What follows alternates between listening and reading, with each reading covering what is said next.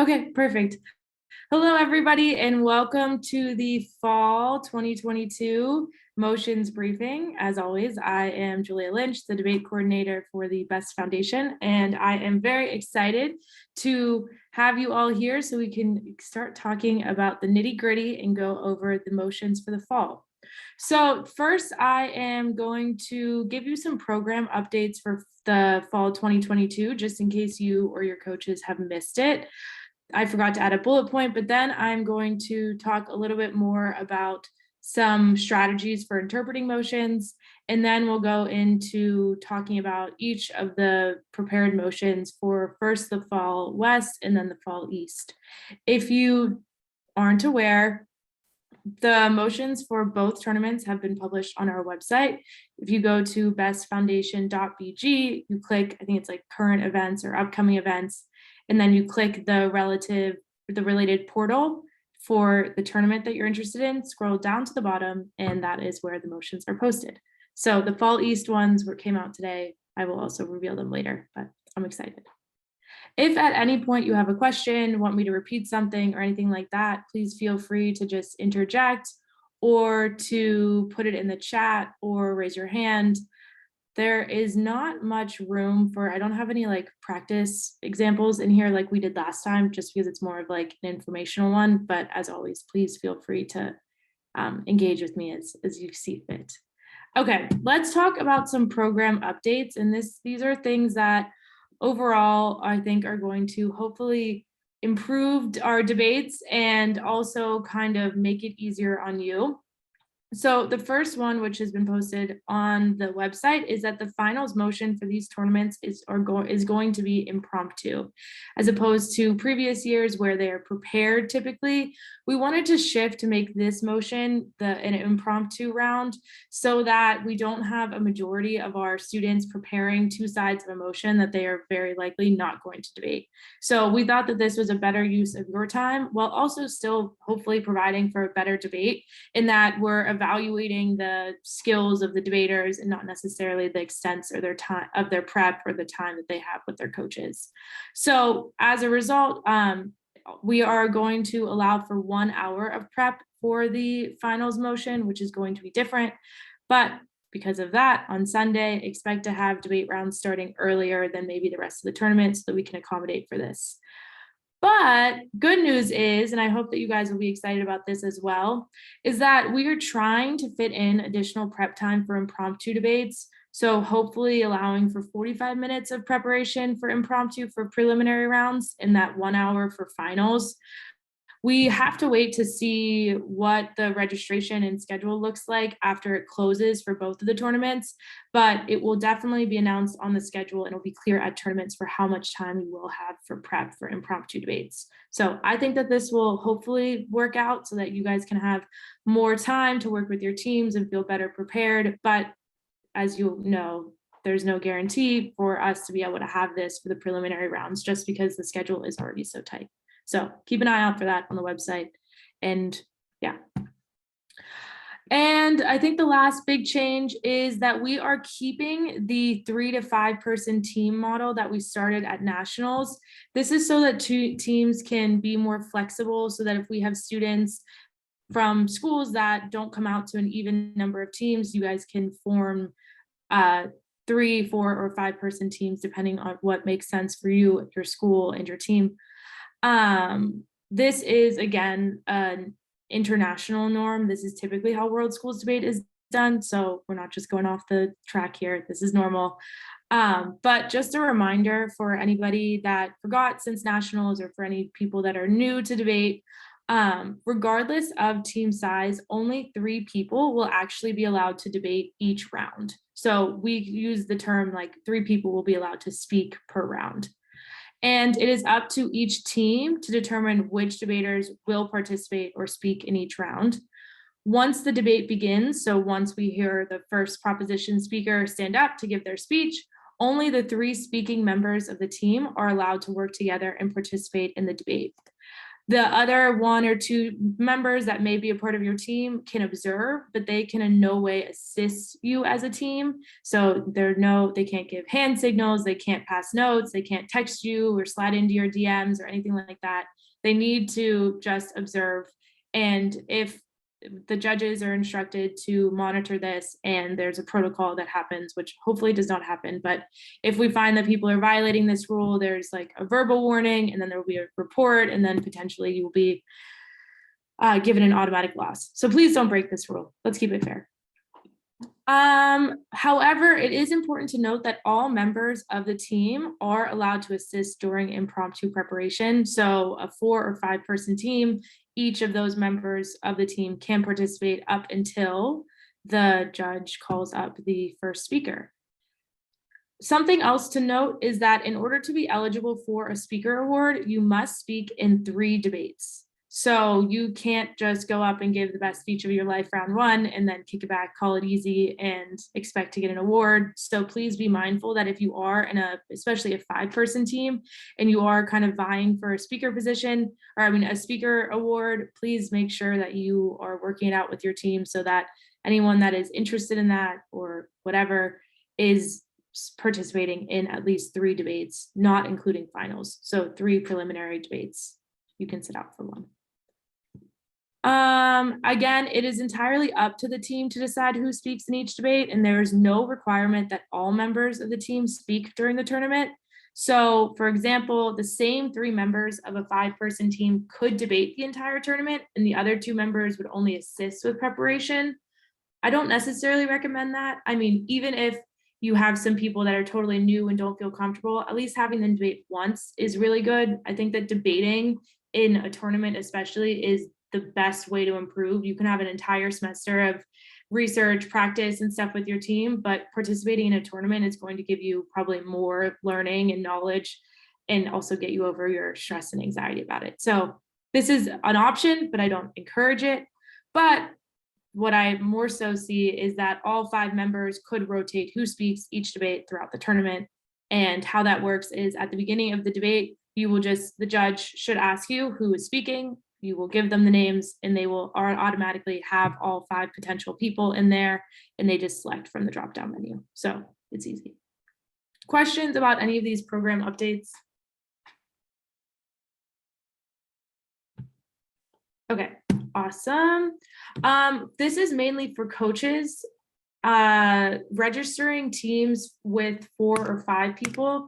This will take place through SpeechWire as always. For teams of only 3 students, registration is the same as it's outlined. However, for teams of 4 or 5 students, you will have to register them as 2 separate teams in SpeechWire. It's not as complicated as it sounds. The way that you group the students doesn't matter. It's just because SpeechWire isn't set up to like handle World Schools debate format. So we kind of have to just like jerry rig it. So what you'll do for one of the debate entries, you list the 3 students, and for the other entry, list the additional competitors if there are some. And then in one of the blank fields for the second entry, just indicate which teammates those students are going to be competing with. So I'll show you an example. So this is the typical SpeechWire format.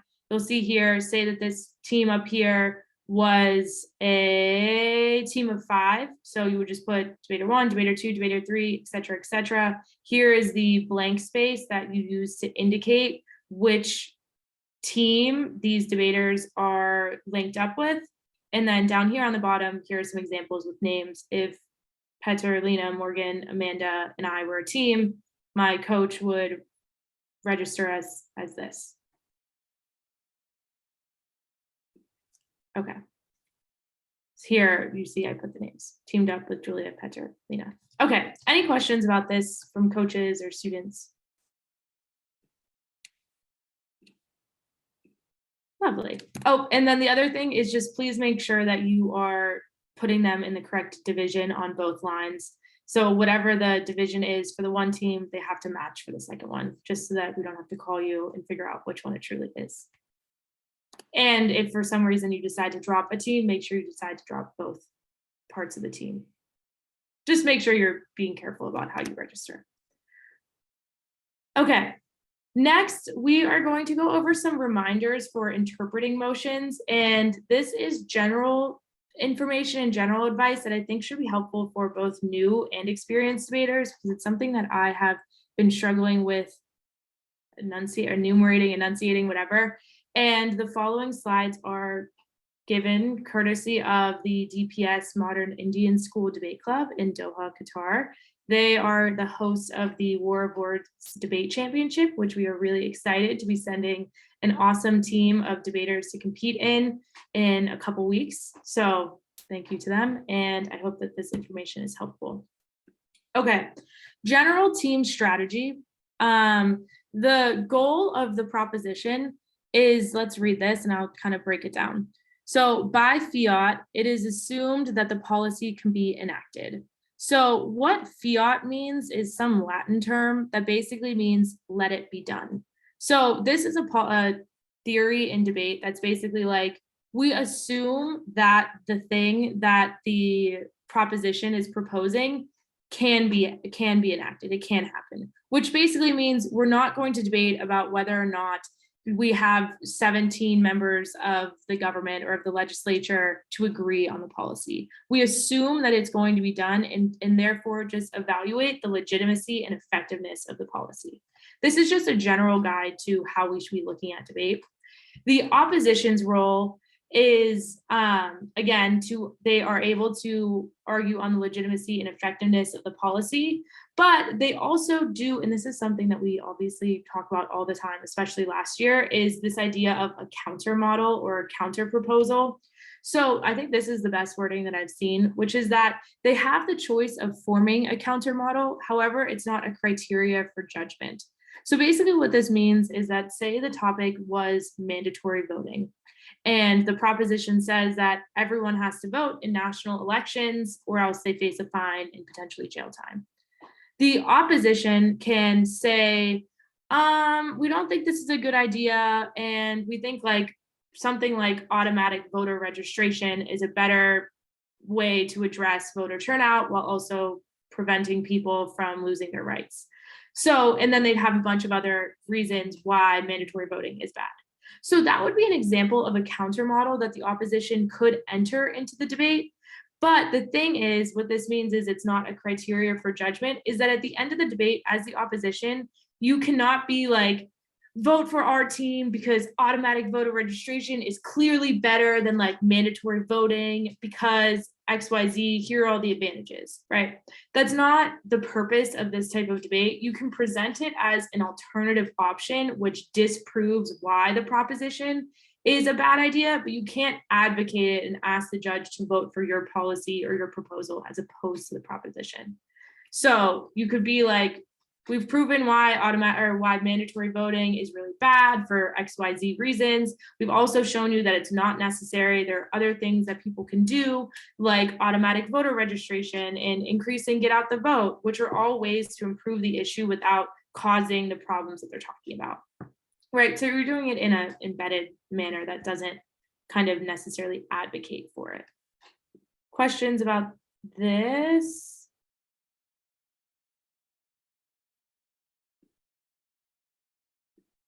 Okay, let's look on to how to interpret motions and some key phrases or key parts of a motion. This is probably especially helpful for new people. So the top left part, we have this house, which is a phrase where almost all, if not all, of our motions start with. And you kind of view this phrase as a whole group, or you can substitute the word we in. So it's basically like a group that makes sense in the context of the motion, should do, agrees to do, supports, etc. So sometimes this makes sense in the terms of like governments or society or local communities. But basically it's like, yes, we agree with this motion.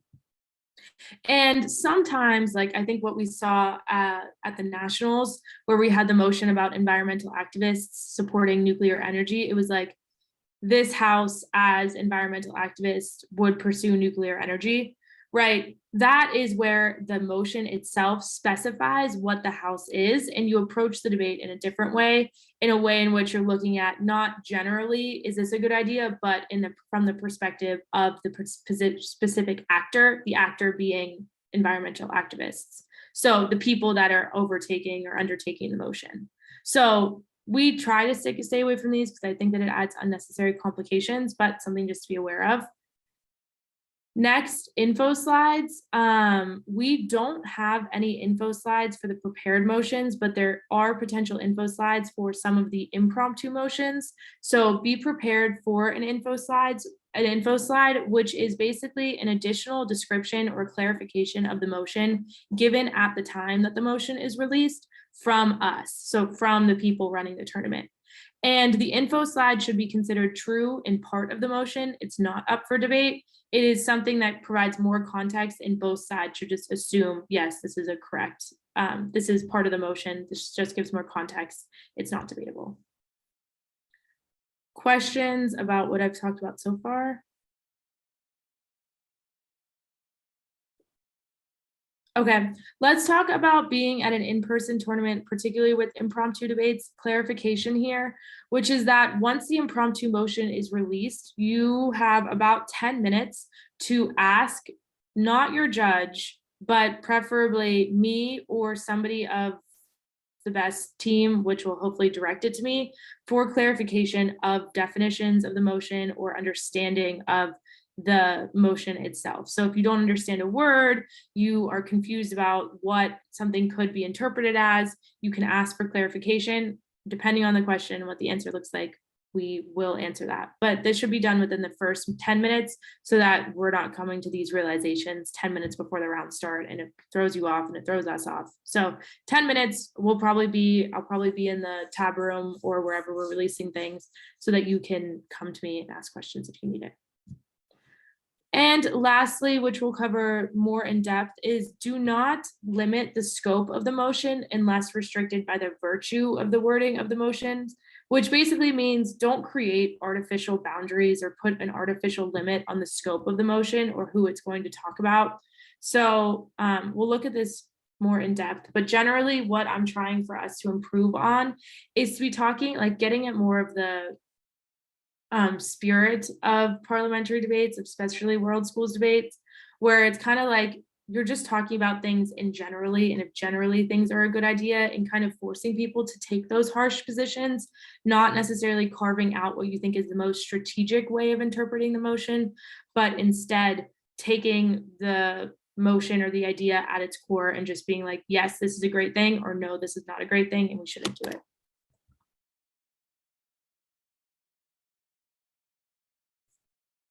Okay. Some of the types of motions, which I think also will help to guide you in how to interpret motions, and especially with impromptu debates where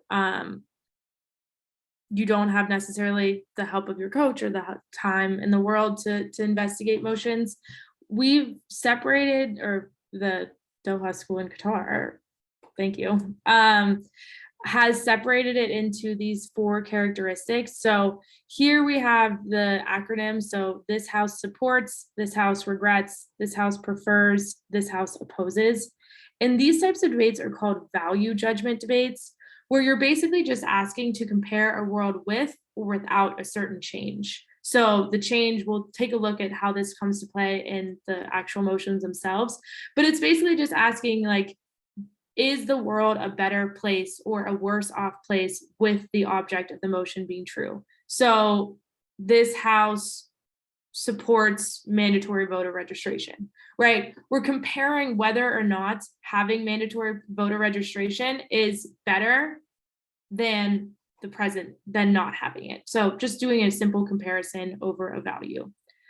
This house believes that is kind of a blend. So sometimes it can be a value judgment, and other times it can be a principle-based judgment or principle-based debate, which is kind of like, do we support the principles that underlie whatever the context of the motion is? So potentially, there can be a partial policy setup, which is what we use to say the models or the mechanisms. So for example,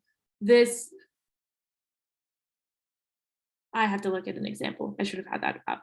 But basically what you can do, what proposition teams are able to do, is to kind of put things in a more specific context to provide that model, that mechanism that explains what the world looks like in the world of the proposition. So I'm sorry, I don't have a motion, but I'll look for one later. But you can kind of maybe expect with this house believes that there might be a model, but it's not always necessary. What I would suggest, take notes of this, bring them to the debate, and maybe you can kind of match up the impromptu motions with what might be expected to happen so that you can kind of see you get an impromptu debate about this house believes that, then maybe you can think, oh, maybe I should set up a policy, maybe not. This house would. These are more policy-based debates about problem solving, and they suggest a structural change in the present world, which basically means it is suggesting that something should be done and that something is likely a policy. So maybe you provide more clarifications for what the policy is, but generally it's going to be more evidence and kind of like evaluating the impacts of a certain policy. And then this last box, which is the one that I talked about earlier, where it's like this house as a certain actor, the actor being who the motion is being performed by, is a specific type of motion where you're viewing whether or not the rest of the motion is good or bad through the perspective of the actor. So you have to support or oppose the motion from what we have here, the principal justification from the viewpoint of the actor, which basically just means you need to justify your position from the viewpoint of the actor. Does the actor benefit or from this policy, or are they harmed by the policy, the proposition, the value, etc.? What is in their best interest? And that is where your argument should be grounded. So I thought this was a good way of kind of separating the ways to interpret the types of motions. Let me know if you have any questions or you want me to expand on any of these. Okay, I think we just have one more and then we'll go into the motions briefing itself. So lastly, and these are specific debate terms that I learned about things that you should and should not be doing in debate, and something that kind of happens but it's hard for us to put a word on them. So lucky for us, somebody has already put words on them to make some more debate terms. So unless the motion explicitly states certain restrictions, the proposition should avoid, well, both teams, but primarily the proposition should avoid one, squirreling, which I think is just a funny word, which means defining the debate restrictively and reducing the scope for the opposition. So this is something that I phrase, I mean, you hear me talk about it all the time where I'm like, do not, like the motion should be interpreted in a reasonable manner that presents like equal ground for both sides. Like that's how I say it. But I guess the negative version of that is do not try to define the debate in a way that the opposition doesn't have a fair way to debate and fair ground to stand on.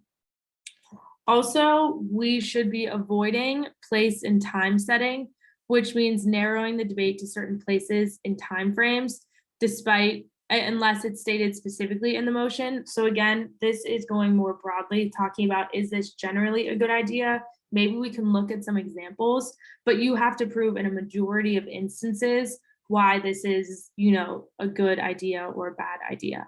I honestly will say that this might be a little bit different than kind of my approach last year, because again, I am not the absolute expert in world schools debate, and this was not something that I was aware of last year. So from now on, we will be adopting this framework because I think that this is the kind of norm. So generally, we want to be keeping things not limited to Bulgaria or a region or a certain time period. It should just be more broad.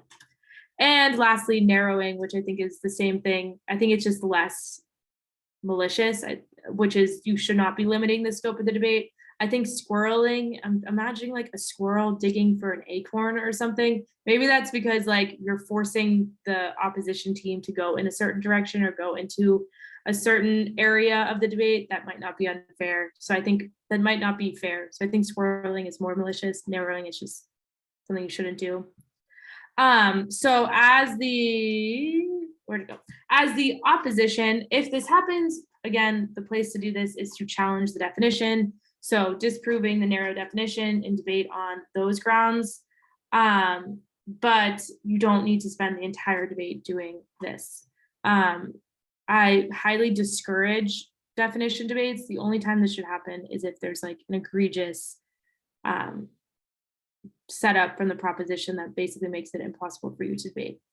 Or if they forget to talk about something that you think is really important, or if they've artificially limited something that you think is important to your ground. So I think that's all I had for this before we get into the motions themselves. Any questions or things anyone would like to add before we move on?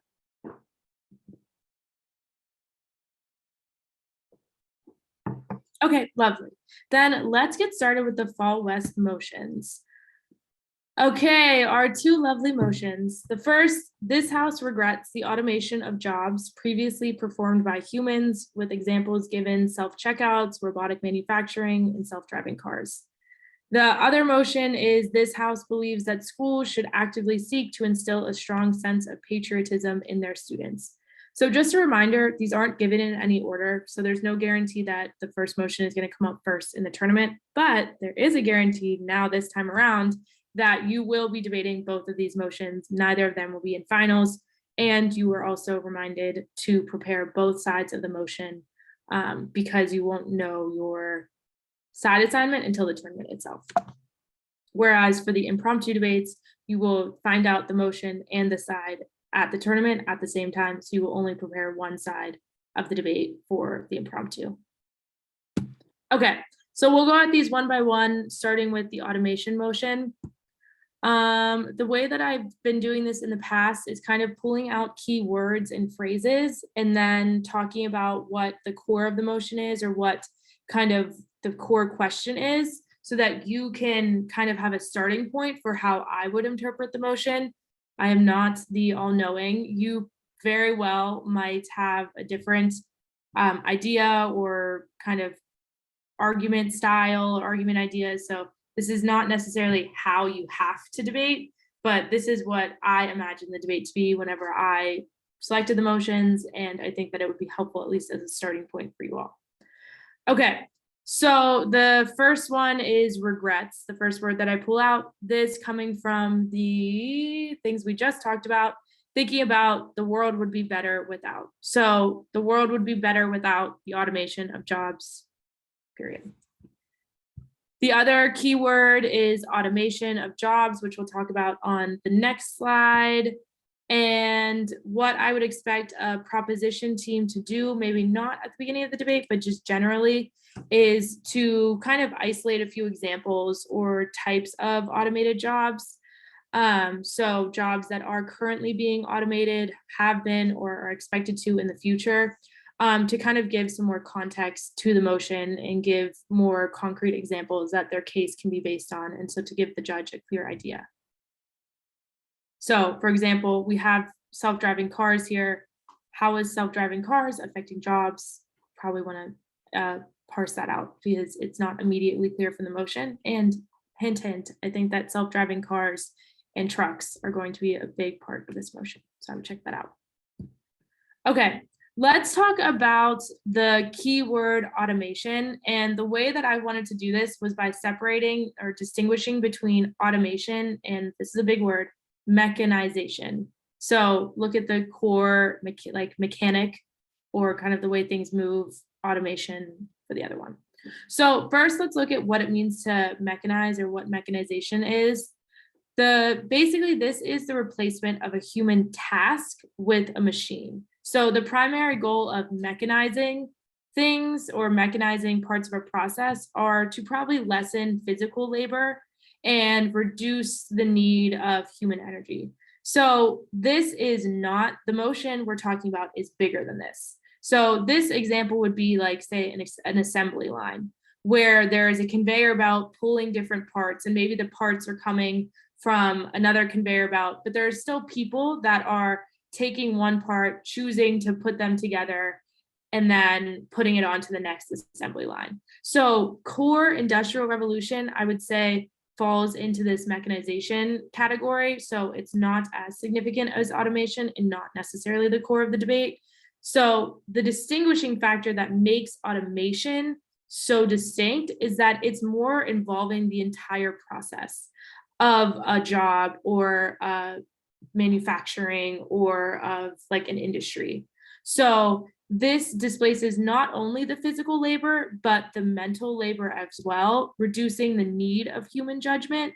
So the example for this is, as opposed to just the assembly line, this would be an entirely robotic, automated factory where maybe one person is necessary to oversee that, nothing to kind of get the end results out of it, but there's no human decision making necessary. So one robot brings the material from another area to and from the mechanized equipment, creates the final process, puts it in a box, tapes it up, and maybe there's one person that's just like overseeing the process, but otherwise the entire thing is automated. People don't need to be there to determine whether things are properly made, whether they're high quality, whether part A is going with part B. It's basically like an entire overhaul or elimination of a process that affects jobs. So this distinction is important to make sure that we're not forcing proposition teams to like defend the entire, like go back to pre-industrialized times. Like we're obviously not talking about that. We're talking about like these massive changes in industry that are significantly reducing the number of unskilled jobs. Okay, questions about kind of this distinction or the kind of phrasing, interpretation of the motion before we go into kind of what I think the core arguments are?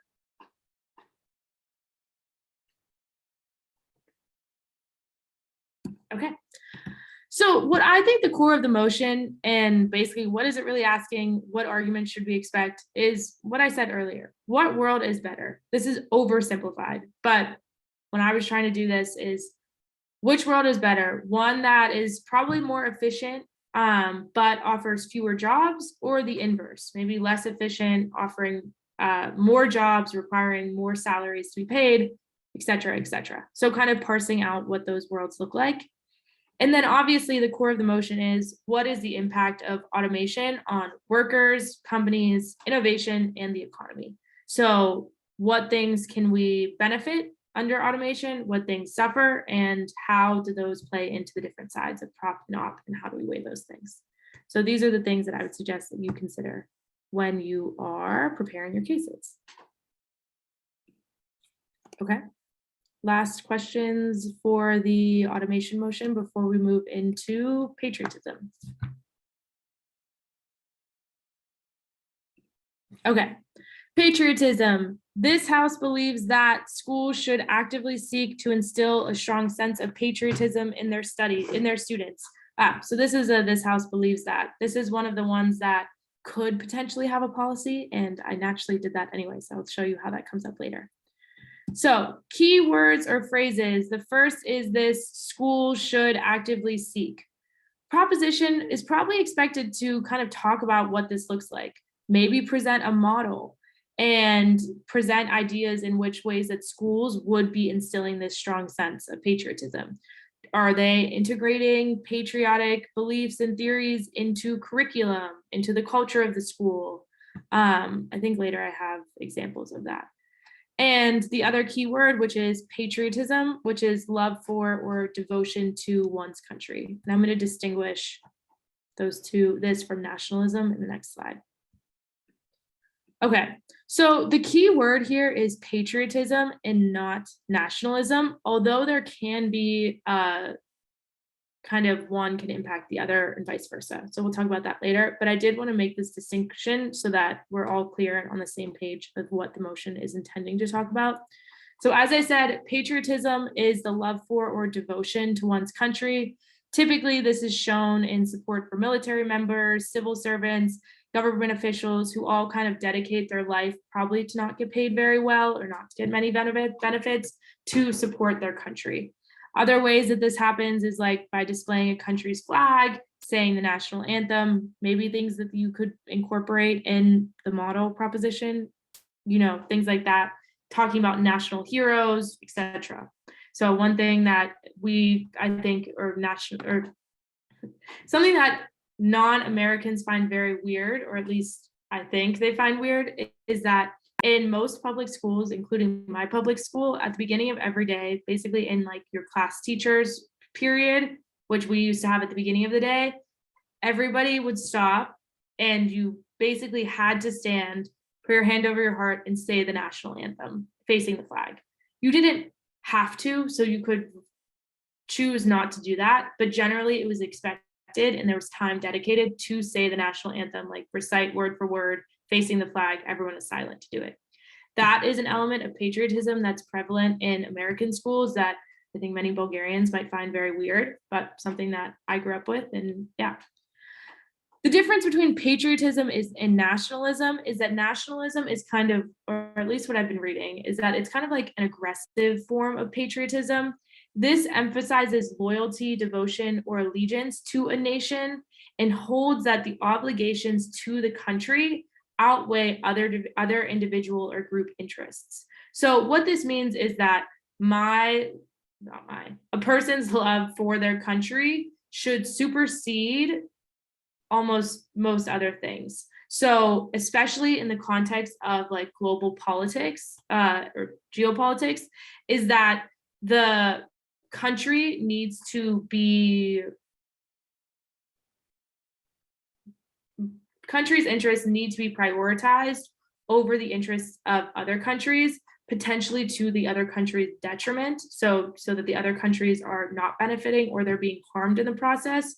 And in some forms of nationalism, it seems as though that the success of one country, of the home country, can only be possible with while the other countries are not succeeding. So it's more of like super patriotism. So for this motion, the motion is asking whether or not schools should promote patriotism, not nationalism. The core of the motion is kind of a few things, and how nationalism and patriotism plays a role in this is something that can be considered. So some key questions I would ask yourselves as a team is patriotism a good thing? Why should schools be the ones promoting it? And what would be the impact of this policy on students, communities, countries, and culture? And you can look at this from a very broad perspective. Thinking about, like, I kind of provided a like narrow to broad. So what is the impact on students, on local communities, on the individual country itself, on the relationships between countries and culture? I think that it will likely be made, but I don't think it's the strongest argument, but could be made that this promotion of patriotism does promote nationalism, which is generally thought of to be a bad thing. But again, that is debatable. But I do not want this debate to boil down into like basically saying that this policy necessitates nationalist ideology, or that like just doing this, I mean, unless you find evidence to support it, but make sure that you're considering it broadly, trying to answer these questions and thinking of maybe there are some countries that are seemingly more patriotic in schools than less than others, and what that impact is in culture, geopolitics, etc. And I think that concludes Fall West. Any questions from my Western besties or coaches?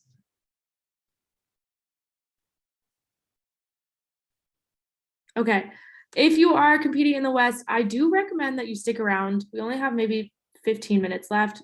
Hearing about interpreting other motions is not only good practice for how you can be thinking about things, but also will help maybe to spark some ideas that might be relevant to your side, or maybe we might use similar motions for your side later. So recommend stick around, stay tuned.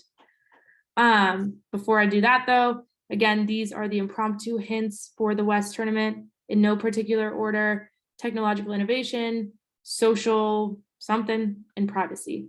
So the impromptu motions are going to be about something in these areas.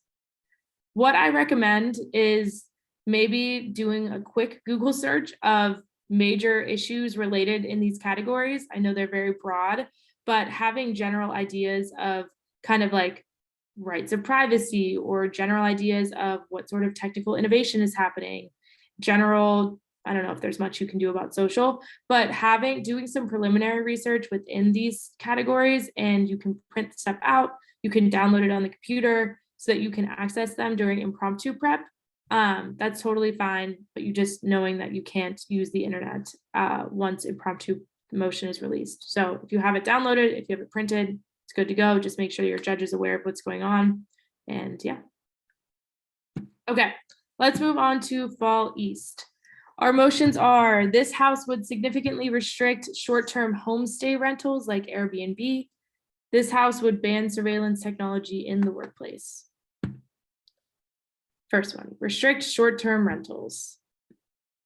I also would like to say, because I did not say it earlier, that we had an awesome motions brainstorming committee made up of some best management team members, some long-term judges, summer camp instructors, and just people that really love debate and love to support you all. So really grateful for them. I'm not going to put them on blast just in case they don't want me to reveal their identities, but I'm grateful for them and know that it's not just me sitting behind my computer picking these out.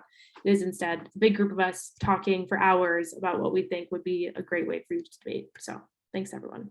Okay, back to it.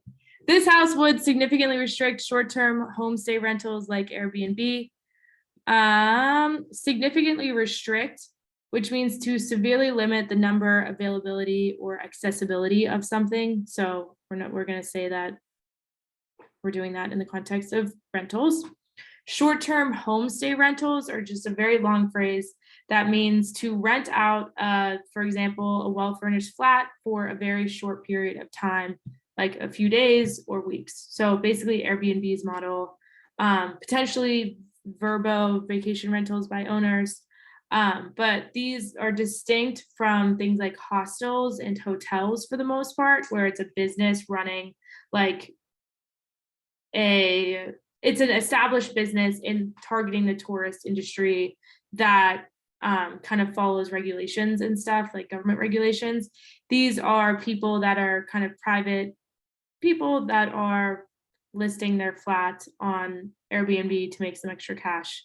I know that sometimes nowadays a lot of Airbnbs are managed through like a property management company. So say I could go and buy 5 properties, invest in them, hire an external company to go and manage those properties. And so it is kind of like a mix of public or personal and business, but we would still classify that as a short-term homestay rental because it's not like, okay, I know that I'm going to the Holiday Inn in Sofia, which is an established hotel business, or I'm not going to the Wombats Hostel, which is clearly their sole business model is to provide lodging for people traveling, right? There's a difference between that and the short-term homestay rentals where it's like, no, this is not my primary business. This is just something that I do, or maybe it is my primary business, but it was not established previously. It's kind of disrupting the market. Okay, potential model or mechanism. These are not mandatory. You can do all sorts of ways. This is an example of something that could be clarified, but doesn't necessarily have to be. I think it'd probably be a good idea to identify how you would restrict short-term homestay rentals. But some examples would be like requiring a minimum number of days to stay. So many cities, I think even Hawaii as a state banned short-term, ban people from renting property for less than 30 days, which kind of like, obviously that's a significant restriction. So you couldn't go on Airbnb and rent something for a week or 2 weeks. It had to be a minimum of 30 days. You could impose higher taxes, fees, and regulations on this industry that would significantly limit who was able to do Airbnbs. Other things I've seen are limiting the number of rentals per geographic area. So a neighborhood could only have 1 Airbnb. And the most probably stringent one or strict one would be only allowing existing businesses or hotels to operate places like Airbnbs or short-term rentals. So this, what was I going to say? I forget. Okay. Let's keep going. So the core of the motion is going to ask you to evaluate the impacts of short-term rentals on, again, local communities, businesses, people, and the economies. And you probably also will want to think about the role and impacts of governments regulating business and identify probably key regions of the world who are most affected by such rentals. So places like Hawaii, San Francisco, I'm obviously giving US examples because that's what comes to mind first, but maybe even like big touristy European cities where there's a limit on housing. Basically, the issue is that there's a limited number of housing for like true residents of that area. And what happens whenever Airbnbs come in and people buy up a bunch of property, the issue is that then there are fewer houses, apartments, etc. available for, well, one, the issue is there's fewer available for people that actually live there to buy, which makes a housing shortage. And two, the issue is that because that Airbnb now becomes so profitable, because I can charge $500 a night in Hawaii for someone to stay, which means that this makes it a great business opportunity, which means that people are more likely to spend a lot of money in this property. It raises home prices or purchasing prices that kind of boxes out residents. Yeah, so it makes it so that people that actually live in that area can't afford to live there anymore. It's another form of the word I'm looking for. You all know it. Gentrification. Thank you. Okay, so these are some of the kind of the issues with Airbnb, but also on the other side, I'm not going to just give you all the prop arguments. Things on the op, things that you probably want to look into are how big, like, this is a main source of income for a lot of people, or passive source of income. It's also like an innovative business practice that maybe the government shouldn't really be getting involved in. And maybe there's some issues with sort of influences of big businesses like hotels, kind of influencing government to limit or create monopolies in the industry. So those are just some examples. I remember what I was going to say back here, which is that regardless of, like, I think that interpretation of this motion would be a really good example of how somebody could squirrel or narrow the motion to make it unfair, which is something that we are not doing this year. So, for example, regardless of the model or the mechanism or the way that the prop team interprets the motion, the prop team's vibe needs to be that, like, yes, Airbnb is bad and we need to significantly restrict them. It should not be, we should put a $10 tax on Airbnbs for each time they have a rental, right? That doesn't significantly restrict Airbnbs. It doesn't cause a major change. That's not what the core of the motion is. The prop team needs to be like, yes, Airbnb needs to die. And the op team needs to be like, no, we think Airbnb needs to stay and we need to allow people to use this product and service fully. So again, taking the very, I'm not saying extreme positions, but taking the very clear yes and clear no positions on either side of the motion and not trying to squirrel the other team into one or the other. Okay, that was a lot of me talking. Questions about the Airbnb motion? Okay, last one, workplace surveillance. This House would ban surveillance technology in the workplace. Keywords and phrases: surveillance technology. This is types of technology that are used to monitor individuals' digital and physical actions and communications. This is a very broad definition. I would not recommend reading this in the debate, but I think that kind of giving examples of surveillance technology or the ways in which most companies surveil their workers is a better way to kind of clarify the motion. Generally, maybe this would be a better direction to go into, is the purpose of surveillance technology, which is used to improve workplace safety, monitor employee productivity, inform market research, and increase protection for valuable assets. Which basically means at the end, the last one is like making sure that people aren't stealing stuff and aren't, slacking off the work. So there are benefits to both. Well, it's debatable, but generally one would say that there are benefits to both the employee and the company for surveillance. So maybe a lot of you have, at least in our school, we have cameras in the classroom, and that probably protects both students and teachers. If an incident were to happen in the classroom and they need to figure out what's happening, probably having those cameras is a good way to ensure that, like, okay, the teacher didn't go crazy and like attack a student, or the other way around of understanding, maybe it was the other way around and students attacked a teacher or something. So it's a way to kind of provide protection for multiple parties, or like that are not just in a negative instance. So obviously there are trade-offs, which is why it's debatable. Okay. Core of the motion, which means you should be discussing the positive and negatives of surveillance technology in the workplace and give examples. And when you're doing this, again, the proposition team is not swirling out of the motion and just saying that we should ban mouse trackers for at-home work. This means like, nope, you really cannot surveil. Companies cannot actively be checking in on their workers. They have to have a different way or a different company culture. Another core part of this debate is probably going to be weighing the rights of workers against the priorities and rights of businesses. So thinking about whether or not a person is entitled to privacy, thinking about how surveillance technology affects civil liberties, but also thinking about the rights of a business to set its own policies. And if you don't agree with the types of surveillance technology that a company uses, you can choose not to work there. And also thinking about if a business is having individual people handling millions and billions of dollars each day and putting them at the company at risk of lawsuits or loss or whatever it is, what rights do businesses have to protect their own interests? So that's gonna be an interesting debate. Questions about the Fall East motions? While you're thinking, here are the impromptu hints. So we're gonna be talking about video games, parenting, and sports. Some of these topics were thanks to some of the suggestions you made on Instagram. So thank you very much.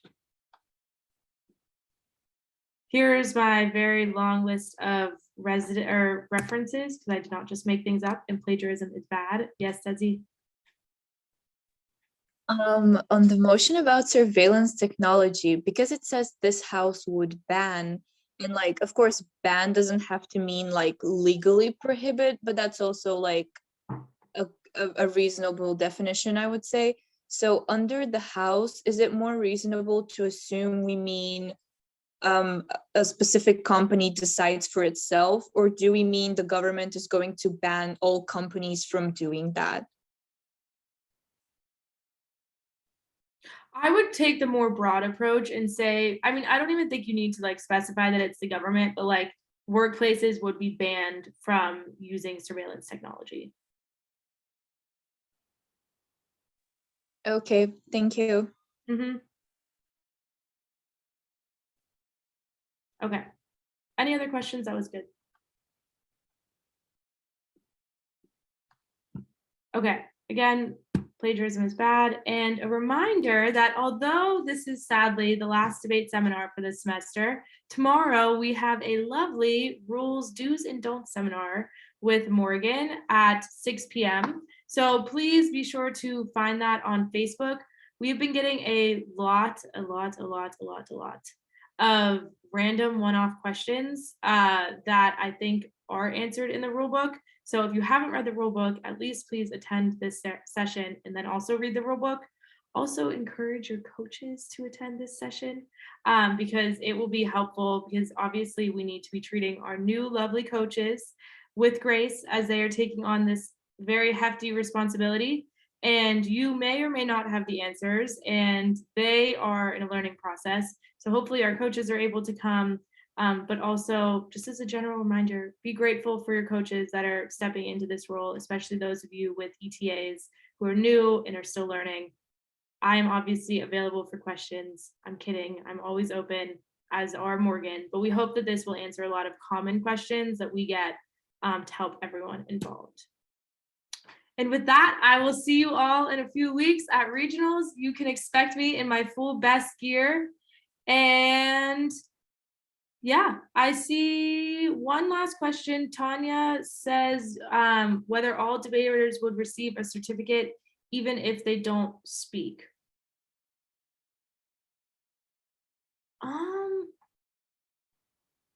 Let me think on this. I'm not sure. I have to ask. And I would say yes, they get a certificate. If they come to the debate, yeah, I'm making the executive decision. Yes, everybody that comes to the tournament and is engaged in the debates, they're not sitting on the couch sleeping. Yes, they get a certificate. But they are not eligible for like first, second, third place, etc. Okay. I'll be around for questions. Thank you, everybody. I'm excited to see you soon. I'm going to stop the recording. And yeah, thanks for coming.